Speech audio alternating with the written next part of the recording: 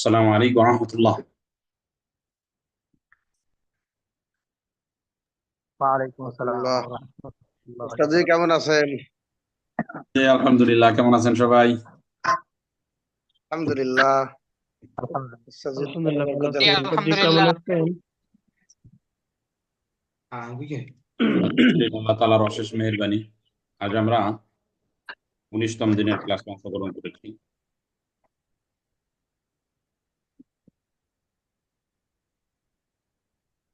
আজকে আমাদের আলোচনাটা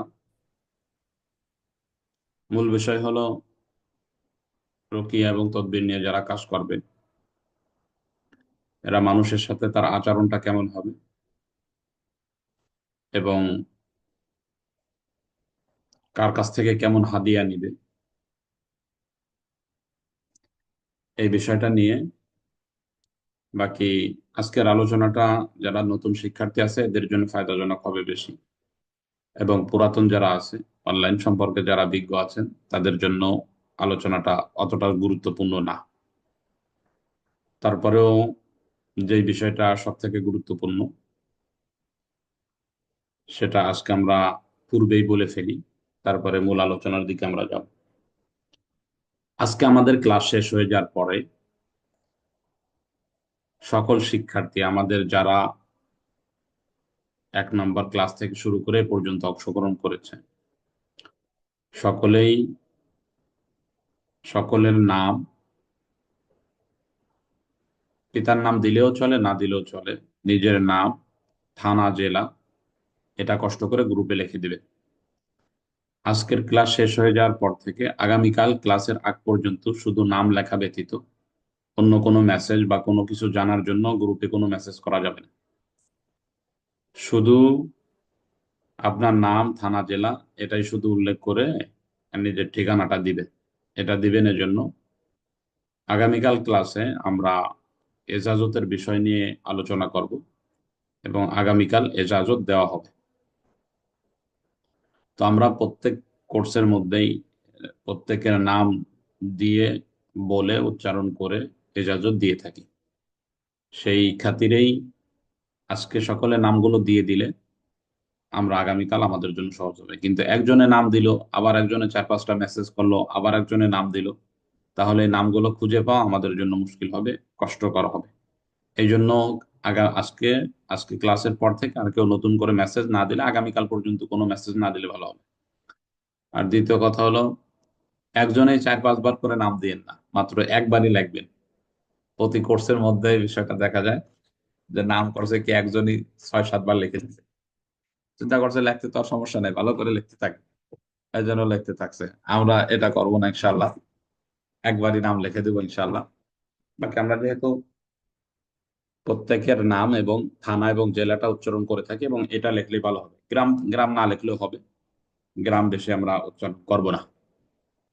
তো আজকের মূল বিষয় হলো আমরা এটা গতকালের জন্য আজকে থেকে আমরা প্রস্তুতিটা নিব, এবং গতকাল এজাজতের বিষয়, এজাজত কি, কেন প্রয়োজন, কিভাবে দেয়া হবে সেই বিষয় নিয়ে আগামীকাল আলোচনা। বাকি আজকে আমরা আলোচনা করতে যাচ্ছি তদবির করব, মানুষের খেদমতে খল, মানুষকে সুস্থ করব, সুস্থ করার জন্য যথাসাধ্য চেষ্টা করব। আমার যে গুরুত্বপূর্ণ সময় আমি নষ্ট করলাম তার পিছনে, এর জন্য হাদিয়া কি নেওয়া যেতে পারে, এই বিষয়টা বোঝার জন্য আমরা হালকা কিছু গল্প বুঝবো, তারপরে মূল আলোচনার দিকে যাব। এমনি স্বাভাবিক কথা হলো, যেমন আমার প্রথম দিন আমরা জীবনী নিয়ে, আমার আজীবনী নিয়ে আলোচনা করেছিলাম। ওখানে আপনারা জেনেছেন যে আমি মধ্যবিত্ত থেকেও নিম্ন পর্যায়ের একটা ফ্যামিলির ছেলে। পিতা একেবারে কৃষক ছিলেন, দিনমজুর ছিলেন। ভাই যে কয়জন আছে সকলকেই পিতামাতা যথাসাধ্য চেষ্টা করাইছে পড়ালেখা করানোর জন্য, কিন্তু কেউ হালকা হালকা করে বাদ দিছে। মোট কথা সকলেই দিনমজুর, কৃষক। তার মধ্য থেকে আমার উঠে আসা, আমাদের ফরিদপুর অঞ্চলের মধ্যে যারা আছেন এখানে স্বাভাবিক পরিবারগুলো সকলেই টিনের ঘরে বসবাস করে। সেই সুবাদে আমাদের পরিবারেও সকলেরই টিনের ঘরে সকলে বসবাস করে। বাকি এতটুকু এদের মধ্যে আছে, যেমন এরা কোনো হারাম কাজের মধ্যে লিপ্ত হয় না। ওই ব্যারাক, সুদ, ঘুষ, ঋণ, এগুলার মধ্যে পরিবারের কেউ নাই। তো তার মধ্য থেকে আমি উঠে এসে বিল্ডিং করা বাড়িতে ইত্যাদি ইত্যাদি কাজ করা, এগুলার বড় একটা অর্থ আসছে রোকেয়া এবং তদবিরের কারণে। বাকি শুরু জামানাটা কেমন ছিল আমরা সেদিকে একটু কথা বলি। যেমন আমরা একবার শরীয়তপুরে সফর করলাম। এই রোগীটা ছিল ভয়ানক। রোগীটা ভয়ানক বলতে, এই রোগীটা শবে বরাতের সময় সারা রাত্রে নামাজ পড়ছে মসজিদে। নামাজ পড়ার পরে ফজরের নামাজ পড়ে ঘুমাইছে, সারা রাত্রে আর ঘুমায় নেই। এই ছেলেটা ছিল কাঠমিস্ত্রি, অনেক খাট ঠাট সুন্দর করে বানাইতে পারতো। তো এই ছেলেটার উপর তার ফ্যামিলিটা নির্ভর।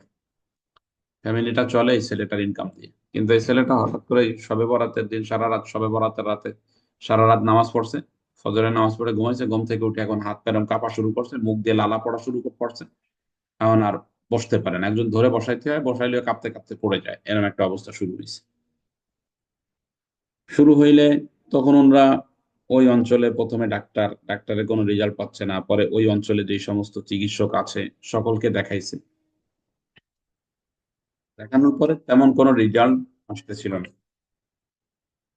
না আসলে আমি গহরডাঙ্গায় যখন পড়ালেখা করি তখন ওখানে এফতা বিভাগে একটা ছাত্র পড়ালেখা করতো।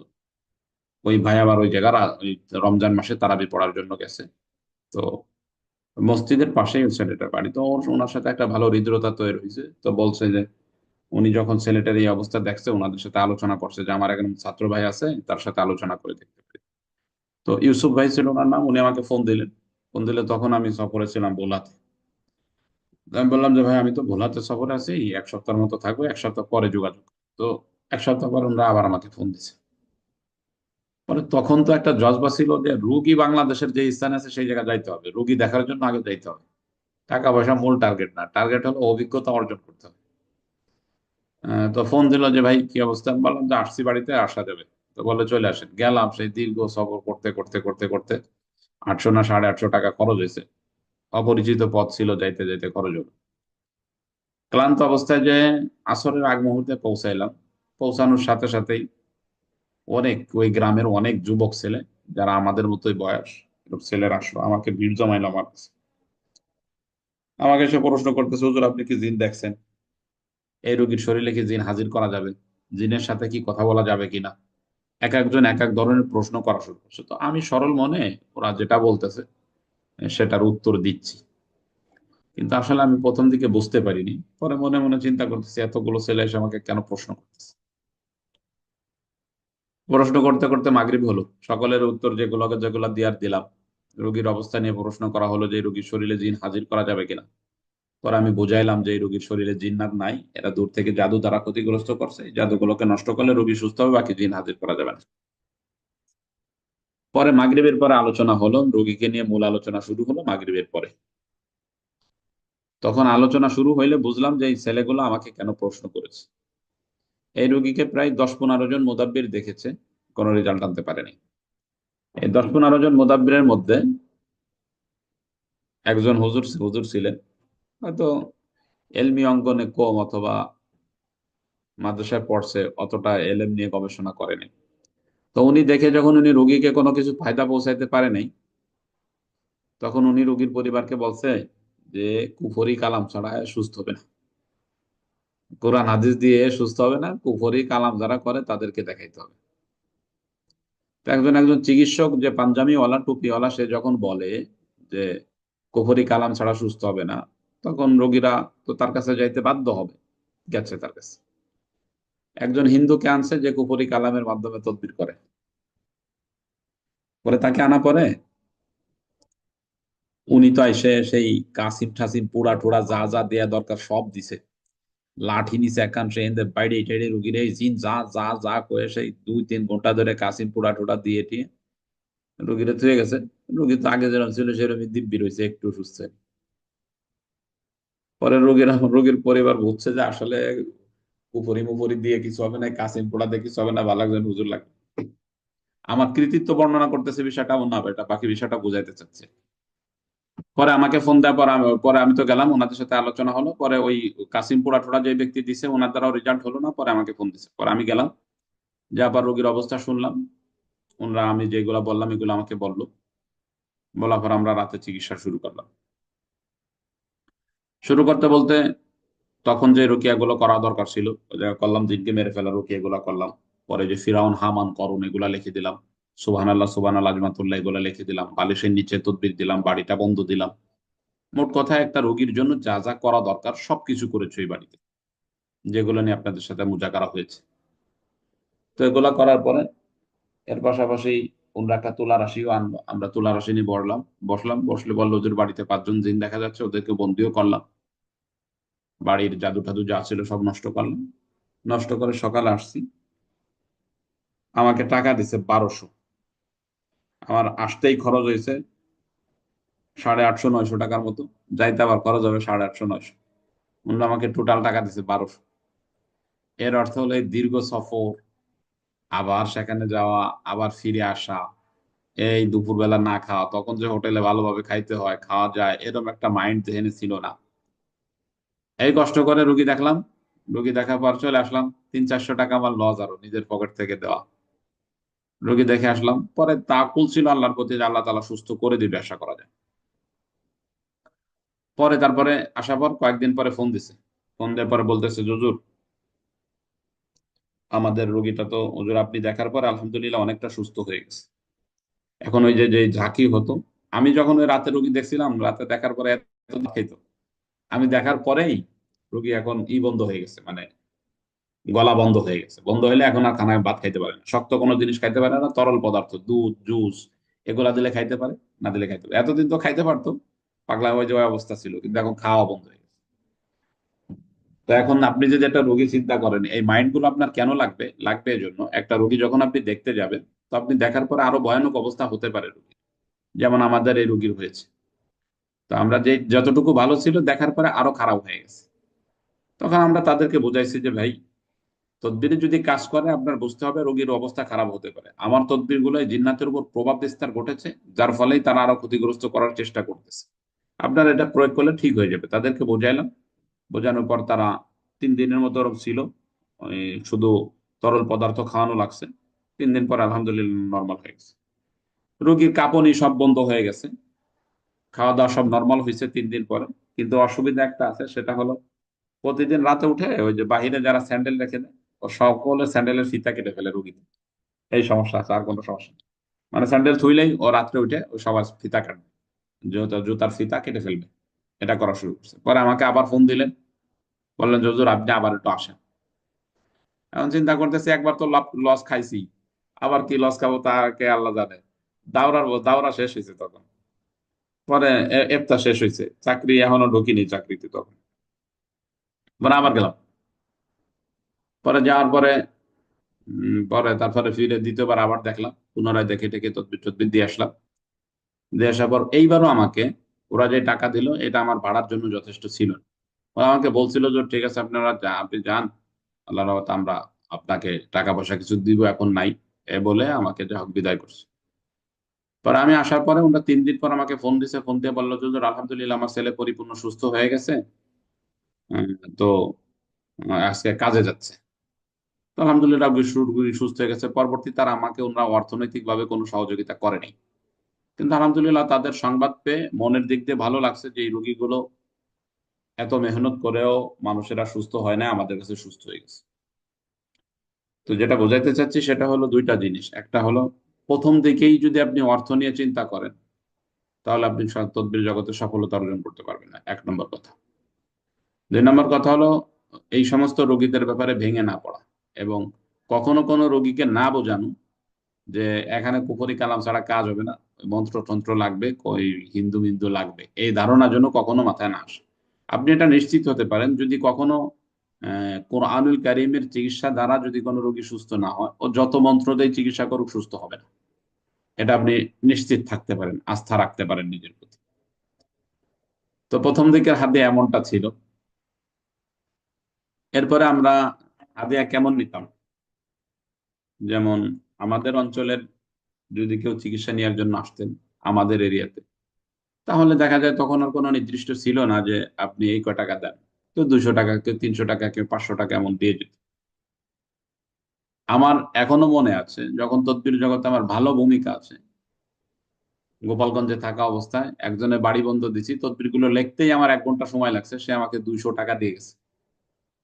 1 ঘন্টা দীর্ঘ মেহনত করে বাড়ি বন্ধ সব কাজ করার পরে, রুগীকে চিকিৎসা করার পরে 200 টাকা দিয়ে গেছে। এবং চিকিৎসাটা আপনি যেই এরিয়াতে থাকবেন, যেমন আমি দুর্গাপুর, আমার গ্রামের নাম দুর্গাপুর, আমি এই জায়গাতে থাকি, এই জায়গার লোকগুলো, দুর্গাপুরের লোকগুলোর জন্য এখনো বলে দেওয়া যে আপনি চিকিৎসা নেবেন, যা মন চায় তাই দিবেন, এখানে কারো উপর বলে দেওয়া না যে আপনি এত টাকা দিবেন, এটা কাউকে বলি না।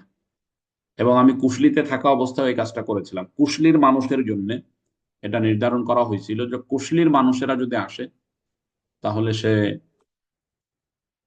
যা মন চায় তাই দিয়ে সে চিকিৎসা নিতে পারবে। এটাতে কি হয়েছিল, এটাতে কি প্রভাব পড়ে?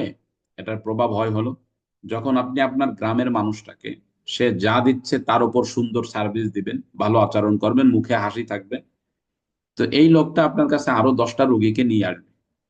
এবং আপনার সুনাম বদনাম এগুলা গ্রামের মানুষই করবে, বাহিরের কেউ করবে না। এই জন্য আপনার সুনামটাকে ধরে রাখার জন্য এবং মানুষের আস্থা অর্জনের জন্য গ্রামের মানুষের সাথে আপনাদের আচরণগুলো এমন হওয়া উচিত যে যা দেয় আলহামদুলিল্লাহ, কোনো অসুবিধা নেই। গ্রামের মানুষ, বাহিরের মানুষগুলো থেকে আমরা কেমন হাদিয়া নিতে পারি? হাদিয়ার ক্ষেত্রে নীতি হলো, বাহিরের মানুষগুলো থেকে আমরা তখন 2-3 বছর পর, যখন আমাদের ভালো একটা পজিশন তৈরি হয়েছে, তখনও রোগীদের কাছ থেকে স্বাভাবিক অবস্থায় আমরা 1,000-1,200 টাকা এরূপ নিতাম রোগীদের কাছ থেকে। এই অবস্থায় চলছে দীর্ঘদিন পর্যন্ত। পরে রোগীর অবস্থাটা দেখতেছি যে দিন দিন দিন দিন রোগীর চাপ বেড়ে যাচ্ছে, কাজ করতে মুশকিল হচ্ছে সার্বিক দিক দিয়ে। তারপরে নিজেদের প্রতি, নিজেদের ওই অন্য অন্য মুদাব্বিরদের চাপ বেশি থাকার কারণে আমরা যদি কম নেই, তাহলে মনে করা হচ্ছে মানুষ যে হুজুর মনে হয় তেমন একটা বড় মুদাব্বির না। এরকম একটা মাইন্ডও মানুষের তৈরি হচ্ছে। কেমন মাইন্ড তৈরি হয় শোনেন, আমি বলি মানুষের এবং আমাদের মধ্যে পার্থক্যটা কোথায়। গড়ডাঙ্গায় এফতা পড়াকালীন অবস্থায় গড়ডাঙ্গা মাদ্রাসার একজন সুনামধন্য মুহাদ্দিস মর্তুজা সাহেব, ওনার সাথে আমার একটা ভালো হৃদ্রতা ছিল, ওনার আমি চিকিৎসা করেছি। তো হুজুরের একজন বড় নেতা ওই গ্রামের, তার সাথে হুজুর তো অনেক সব লোকের সাথে কম বেশি ভালো হৃদ্রতা, ওই নেতার পরিবারের সমস্যা, ছেলে একটা, একই ছেলে এক মেয়ের সাথে অবৈধ সম্পর্ক করছে, যেই মেয়ে ওনার পরিবারের সাথে কোনোদিন যায় না, এরকম একটা মেয়ের সাথে, কারণ ওর অবৈধ সম্পর্কটা ভাঙবে। তো আমাকে হুজুর বললেন যে চলো তুমি আর আমি যাই, উনি তোমার কাছে কথাগুলো খুলে বলবে। তখন আমি গেলাম। উনি দীর্ঘ সময় ধরে আমাকে ঘটনাগুলো বললেন, সবকিছু বললেন, আমি শুনলাম ওনার কথাগুলো। শোনার পরে পরে উনি বলতেছে, আমি বললাম যে ঠিক আছে, ব্যবস্থা আছে, আমি করে দিলে আশা করা যায় ঠিক হয়ে যাবে। তো উনি বলতেছে যে কত টাকা দিতে হবে আপনাকে। আমি বললাম কিসের জন্য? কয় তদবির করতে যে আসবাবপত্র ইত্যাদি ইত্যাদি জিনিস কিনা লাগবে, এগুলা কিনতে আপনার কত টাকা খরচ হবে? তা আমি বললাম যে না, আপনার সমস্যা নেই, টাকা দেওয়া লাগবে না, যেটা লাগে আমি করে তারপর আপনাকে তদবির দিয়ে যাবেন। সে বললো, আরে না, তুমি ছাত্র মানুষ, তুমি এত টাকা পাবা কোথায়, বলো তুমি কত টাকা খরচ হবে। এখন সে আমাকে অনেক জোরাজুরি করতেছে, এখন উস্তাদ আমার সামনে বসা, এবং হুজুরকে তো আমি ভয়ও পাইতাম, যদি ইফতা পড়ি তারপরে হুজুরের প্রতি একটা হৃদ্রতা, আন্তরিকতা, ভালোবাসা, মহব্বতের দিক দিয়ে ভয় পাইতাম। তো হুজুর আমাকে বলতেছে, তুমি বলো তাহলে, যেহেতু জোরাজুরি করতেছে, বলো তোমার কয় টাকা লাগবে এগুলা কিনতে। তাই আমি বললাম যে হুজুর, এই অবৈধ সম্পর্ক ভাঙার জন্য একটু ছাগলের চামড়ার প্রয়োজন হয়, ও তো 50-60 টাকার কিনলেই হয়ে যায়, সর্বোচ্চ লাগলে 80 টাকার লাগতে পারে। এখন ওই নেতা সাহেব আমাকে বলতেছে যে আমার এত বড় সমস্যা, যা যা তোমার লাগবে সবকিছু মাত্র 80 টাকায় হয়ে যাবে। আমি বললাম জি, 80 টাকায় হয়ে যাবে। সে আশ্চর্য হচ্ছে। আশ্চর্য হচ্ছে কেন, কারণ জিজ্ঞাসা করলাম। সে বলল যে হুজুর, আমি আপনার আগে একজন যদি চিকিৎসা করাইছিলাম, সেখানে আসবাবপত্র কেনার জন্য, মানে তদবির করার জন্য যে আসবাবপত্র সামগ্রী লাগবে, এইগুলা কেনার জন্য আমার কাছ থেকে 10,000 টাকা নিচ্ছে। তদবিরের টাকা তো আলাদা দিতে হবে তাকে, শুধু আসবাবপত্র কেনার জন্য আমার কাছ থেকে 10,000 টাকা নিচ্ছে। আর সেখানে আপনার আসবাবপত্র কিনতে মাত্র 80 টাকা লাগবে। তো আমাদের এবং তাদের মধ্যে পার্থক্য কোথায়, এটা বুঝুন। একটা হলো ভাই, হকের পথে থেকে সরল ভাবে মানুষের পর জুলুম না করে টাকা নিয়ে, আর একটা হলো মিথ্যা বলে মিথ্যার আশ্রয় নিয়ে মানুষের কাছ থেকে টাকা নিয়ে। এর বহু মুদাব্বিরের সাথে আমার ভালো হৃদ্রতা আছে, সম্পর্ক আছে। এই মুদাব্বিরদের কাজই হলো ওরা বিভিন্ন গাছ এবং বিভিন্ন জিনিসের নাম মুখস্থ করছে এবং এর একটা লিস্ট করেছে। এরা বলে যে আমরা, আমাদের তদবির 100% কাজ করে, তদবির নেওয়ার পূর্বে আপনার 1 টাকাও অগ্রিম দেওয়া লাগবে না। আপনি তদবির নেবেন, কাজ হইলে আমাকে টাকা দিবেন, না হলে দেয়া লাগবে না। এই লোকগুলোর দেখেন ধোঁকাটা কোথায়। এরা করে কি, ওই যে বিভিন্ন গাছ গাছড়ার নাম লাগছে যেগুলো স্বাভাবিক অবস্থায় দুর্লভ, মানুষ পাবে না। তো এইরূপ জিনিসের নাম লিখে রাখছে, একটা তালিকা বানাইছে। তো আপনি যখন যে আপনার সমস্যাগুলোর কথা বলবেন, তো বললে পরে আপনাকে বলবে যে ভাই আপনার সমস্যা দূর করার জন্য তো এই জিনিসগুলো লাগবে, এগুলো আপনি একটু কিনে নিয়ে আসেন। অনেকেই তো সাথে সাথে বলে দেয় যে হুজুর এগুলো আমি কোথা থেকে ব্যবস্থা করবো, আপনি করে দেন। তো ও বলে যে এগুলার তো অনেক দাম, ইন্ডিয়া থেকে আনতে হয়, ঝামেলা। আর যারা বোঝে, মনে করে যে বাজার থেকে নিয়ে আসবো, তো এরা এসে বাজারে যখন বিভিন্ন দোকানে জিজ্ঞাসা করে, তো বলে যে ভাই এগুলা নেই। তো খুঁজে টুজে আবার হুজুরের কাছে যায়, হুজুর কি দিলেন, নাম একটাও তো পাই না। তখন উনি বুঝায় তাকে যে ভাই এগুলা তো অনেক দাম, ইন্ডিয়া থেকে আনতে হয়, আপনার তাতে 10-15 হাজার টাকা খরচ হয়। তো এখন যে সমস্ত লোকেরা যাচ্ছে, দু একজন তো ফিরে আসে, বাকি কিছু লোক তো অবশ্যই ওদের কথায় পটে যায়। তো 10-15 হাজার টাকা তার কাছ থেকে 10 হাজার টাকা নিয়ে ওই কোনো কিছু না কিনে একটু গাছ খাস দিয়ে টিয়ে তদবির টদবির দিয়ে তাকে দিয়ে দেয়। তো বলে দেয় যে ঠিক আছে, আপনার যদি কাজ হয় তাহলে আরো 20 হাজার টাকা দিবেন। তো সে তো গুরুত্বপূর্ণ কাজের জন্য গেছে, মনে করে যে 20 হাজার টাকা যায়, যাক যাক, সমস্যা নেই। মানে কাজ হোক না হোক সেটা তো পরোয়া না, কিন্তু মূল লক্ষ্য যেটা ছিল 10 হাজার টাকা নিয়ে, তা তো তার কাছ থেকে নিয়ে গেছে তদবির দেয়া ছাড়াই। এইরূপ মোদাব্বির বহু আছে, আমার কয়েকজনের সাথে এরূপ হৃদ্রতা আছে, যারা সব রোগীর সাথে এই প্রতারণা গুলো করতেছে। তো আমাদের যে এই তদবির কোর্সের একটা মূল লক্ষ্যই ছিল এটা, যে আমরা হকপন্থী লোকদেরকে তদবির জগতে আনতে চাই। কেন আনতে চাই? যেন মানুষগুলো এই প্রতারণা থেকে বেঁচে যায়। এই জন্যই আমাদের একটা মূল টার্গেট ছিল। এখন কথা হলো কত টাকা তাহলে আমরা নিতে পারি। তো আমি যে আলোচনায় ছিলাম, আমরা প্রথম দিকে 1,1200 টাকা এইরূপ নিতাম। তো মানুষ যখন এটাকে একটু স্বাভাবিক মনে করা শুরু করছে, যে হুজুর মনে এত বড় আলেম না, বা তদবির সম্পর্কে ভালো জ্ঞান নাই, তখন আমরা নিরুপায়ে এটাকে বাড়াইছি। বাড়াইছি বলতে কত করছি, করছি হলো 2,100 টাকা করছি। 2,100 টাকা করছি কেন তাও কই আপনাদের, বেজোড় রাখছি কেশনে। এই জায়গা করি কি, একজন 2,100 টাকা দিলে আমার মাদ্রাসাগুলো চালাইতে হয়, আমরা মাদ্রাসার জন্য কোনো কালেকশন করি না। 100 টাকা মাদ্রাসায় দিয়ে দিই, 2,000 টাকা আমি নিজের প্রয়োজনে খরচ করি। তো দেখা যায় আমাদের যে রোগীগুলো আসে, থেকে 100 টাকা করে নিলে ভালোই, উস্তাদদের বেতন প্রায় হয়ে যায়। দুইজন উস্তাদের বেতনের মতো প্রায় মাস শেষে হয়ে যায়। তো এদিক দিয়ে একটা সুবিধা আমার মাদ্রাসারও হচ্ছে।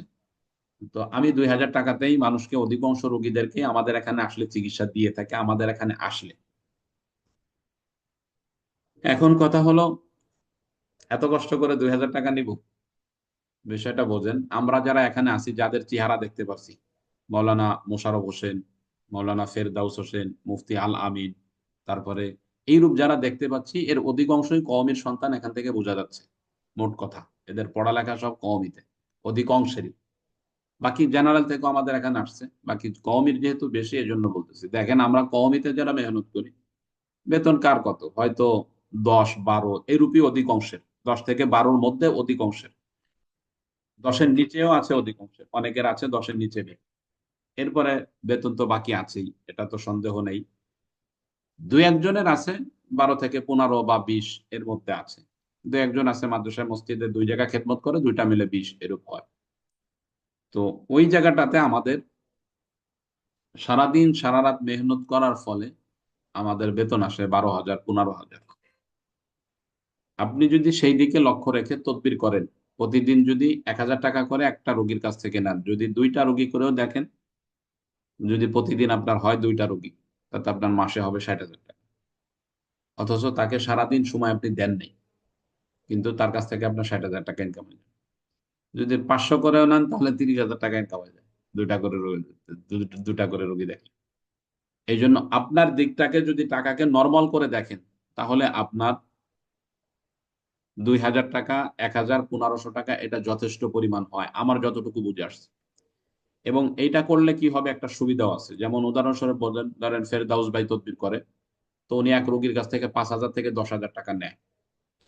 তখন একটা লোক, যে আমার মতো মধ্যবিত্ত ফ্যামিলির একটা লোক, সমস্যা তো আর ধনীর সাথে সম্পৃক্ত না, গরিব লোকও তো সমস্যায় পড়ে। তো একটা মধ্যবিত্ত লোক যখন 10,000 টাকা দিয়ে আপনার কাছ থেকে তদবির নিবে, এই তদবির গুলো যদি কাজ না হয়, তো আপনার নামে কত গীবত, কত শিকায়েত এবং কত দুঃখের কথা মানুষের কাছে বলে বেড়াবে, এবার কল্পনা করেন। কিন্তু আপনি যদি এটাকে তাকে লিমিটের মধ্যে নেন, যেমন 1500 থেকে 2000 টাকা নেন আপনি, উদাহরণস্বরূপ যেমনটা আমরা করি, এটা যদি নেন তাহলে কি হবে, এই রোগীটা চিকিৎসা করার পরেও আল্লাহ না করুক যদি সুস্থ না হয়, এই রোগীটা আপনার গিবাত শিকায়ত করতে যাবে না। চিন্তা করবে, দূর হুজুরের কাছে গেছিলাম ফায়দা হয় নাই, তো আরেকজনের কাছে চলে যাই। তো সে হয়তো আরেকজনের কাছে যাবে, অথবা আপনাকে ফোন দিয়ে বলবে যে হুজুর চিকিৎসা নিয়েছিলাম ফায়দা তো হয় না, আবার আসতেছি। তো আপনার কাছে আবার আসবে। তো এর কারণে মানুষের সমালোচনা থেকে আপনি অনেক অংশেই বেঁচে থাকতে পারবেন। বলবেন যে হুজুর আপনি কি বেঁচে থাকতে পারছেন? পারিনি, তবে অধিকাংশ ক্ষেত্রে পারছি। যেমন আমাদের রোগী, যদি কোনো রোগী বিশেষভাবে করে অভিযোগ করে যে হুজুর আমি তদবির দিছিলাম কোনো ফায়দা হয় নাই, আমার টাকাগুলো তো জলে গেল, এরূপ যদি বলে, আমরা যদি দেখি যে আসলে এই লোকটা আমাদের প্রতি কষ্ট পাচ্ছে, আমরা সাথে সাথে তার 2000 টাকা রিটার্ন দিয়ে দিই। এরকম বহু রোগীকে আমরা দিয়েছি, যাতে এই ব্যক্তি আমার ব্যাপারে, যে আমি যে একজন মুফতি সাহেব হয়ে তাকে ধোঁকা দিচ্ছি, এটা সে না বুঝতে পারে। এই জন্য এই কাজগুলোতে করাতে আলহামদুলিল্লাহ যথাসাধ্য চেষ্টা করেছি, সকলের গুরুত্বটা দিয়ে এটা বোঝানোর জন্য চেষ্টা করেছি। তো এই জন্য হাদিয়া যারা নেবেন, আমার মনে হয় অধিকাংশ রোগী যারা আপনার কাছে এসে চিকিৎসা নিচ্ছে, এদেরকে 15 থেকে 2000 টাকার মধ্যে চিকিৎসা দেওয়া যেতে পারে। তাতেও আপনার একটা ভালো ইনকাম হবে, মানুষের সেবাটাও ভালো হবে, এবং রোগীগুলোর সামর্থ্যের মধ্যে থাকবে, যেটাতে সে তার চিকিৎসাটা চালায় যেতে পারবে। আপনি যদি সামর্থ্যের বেশি দাবি করে বসেন, কষ্ট করে হলেও মানুষগুলো আপনাকে দিবে, কিন্তু কষ্ট করে যখন কেউ টাকা দিবে, ওই টাকা আপনাকে সুখও দিতে পারবে না, আর আপনার কোনো সুনামও মানুষের কাছে থাকবে না। এরূপ বহু দুঃখের কথা আমাদের কাছে রয়েছে, যদি সারা রাত বলতে যাই শেষ হয়ে যাবে। একজন আমাদের মুফতি সাহেবের কথা বলেছিলাম, বড় মুহাদ্দিস, দেওবন্দে পড়ালেখা করে আসছে, বাংলাদেশে আছে, চাকরি করে, 12 এই যে ইসে ভাঙ্গার জায়গা চাকরি করে। ওনার মেয়ের সমস্যা, জিন্নাতের সমস্যা দেখা দিচ্ছে, প্রচুর সমস্যা, কোথাও সমাধান হচ্ছে না। আমার এক ছাত্র ভাই আছে, ওই জায়গায় চাকরি করে, সে বলছে যে হুজুর আমার ছাত্র ভাইয়ের কাছে নিয়ে যান, পরে ওনারা নিয়ে আসছে আমার কাছে। পরে আমরা চিকিৎসা শুরু করছি। তো উনি প্রথম দিন এসে আমাকে 1500 টাকা দিয়ে গেছে, তো আমি আলেম হিসেবে আর কিছু বলিনি। যেহেতু আলেম মানুষ, টাকা আর কত দিবে, ওনার কাছে টাকা আছে বা কত। পরে কিছুদিন পর আবার আসছে, পরে 1000 টাকা দিয়ে গেছে। পরে 2-3 বার আসার পরে ওনার সাথে তো একটা ভালো হৃদ্রতা আমাদের তৈরি হয়েছে।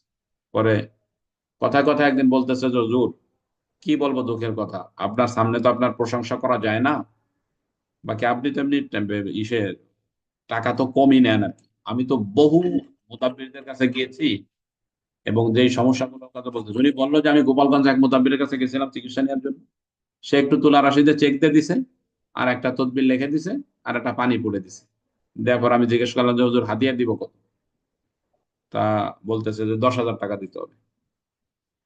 তো আপনি বললেন যে হুজুর আমি পকেটে হাত দিয়ে দেখলাম যে আমার পকেটে 10,000 টাকা নাই, 4-5 হাজার মনে নিয়ে গেছে, 3-4 হাজার এরকম হবে টাকা। তারপরে উনি নিরুপায় হয়ে কি করবে, ওনার ভাইকে ফোন দিচ্ছে যে ভাই এরকম তদবির নিতে আসছিলাম, উনি তো বলে নাই, এখন তো 10,000 টাকা দাবি করতেছে, দেন। পরে উনি করছে কি, টাকা পাঠাইছে, টাকা পাঠায় মোট বিলে যা হয়েছে তাতে 9,000 টাকা হয়েছে। পরে উনি যায় বলছে যে হুজুর এই 9,000 টাকা হয়েছে ব্যবস্থা, আপনি 9,000 টাকা রাখেন। বলে যে না, 1 টাকাও কম হবে না, আপনার 10,000 টাকাই দিতে হবে। তো হুজুর আমাকে বললেন যে হুজুর আমার কষ্ট করে সেই সময় ওখান থেকে ওনার কাছ থেকে 10,000 টাকা দিয়ে আসা লাগছে না। এই যে যে একটা অবস্থা, এই কষ্টের কথাটা, এটা যেন আমাদের কারো ব্যাপারে কোনো রোগী এই শিকায়তটা না করতে পারে, এদিকে আমরা লক্ষ্য রাখবো। পরে আমি এই কথা শোনার পরে উনি বললো যে হুজুর আমার মেয়েকে নিয়ে এরকম ডাক্তারের কাছে দৌড়াইছি, চিকিৎসকের পিছনে দৌড়াইছি, দৌড়াইতে দৌড়াইতে 1.5 লাখ টাকা ঋণ দিয়েছি। এখন আপনি চিন্তা করেন, একজন মুহাদ্দিস সাহেব যে বেতন পায় 8,000, 10,000 টাকা, 12,000 টাকা, সেই 1.5 লাখ টাকা কবে পরিশোধ করবে ফ্যামিলি চালাই? পরে আমি করলাম কি, ওনার পর থেকে আমি জানি যে রোগীটা 3 মাসের মতো, 3-4 মাস চিকিৎসা করা লাগবে। পর থেকে উনি পরবর্তী থেকে উনি যখনই আসতেন, তো আসলে পর আমাদের কাছ থেকে চিকিৎসা নিতেন, নেওয়ার পর আমাকে 1,000 টাকা দিত, তো আমি 1,000 টাকা ওনার কাছ থেকে নিতাম। নিয়ে আবার ওই টাকাটা ওনার বাচ্চাকে হাদিয়া দিয়ে দিতাম, ওই মেয়েটাকে হাদিয়া দিতাম যে যাও তুমি ফল ফ্রুট কিনে খাও যাতে তোমার শরীরে শক্তি হয়। এটা করছি, আলহামদুলিল্লাহ এখন তার মেয়ে দিব্যি সুস্থ আছে। তো এই যে এই এইরূপ খেদমত যখন আপনি কিছু রুগীর করবেন যারা অর্থনৈতিকভাবে দুর্বল রয়েছে, এদের যে দোয়া আপনি পাবেন টাকাটা দুনিয়ার সব থেকে বড় কিছু না। এটা আপনার জীবনের জন্য এক সফলতা ডেকে আনবে। এই জন্য ভাই চিকিৎসা অঙ্গনে অর্থ যার কাছ থেকেই নিবেন এভাবে নেওয়ার চেষ্টা করবেন। কিন্তু এখন প্রশ্ন হলো, এখন বলবেন যে হুজুর আপনি তো মানুষের বাড়ি যাইতে গেলে বহু টাকা দাবি করেন। ওই সময় তো সফর করছি, যে সময়টার কথা বললাম সেই সময় তো সফর করছি, অবস্থাটা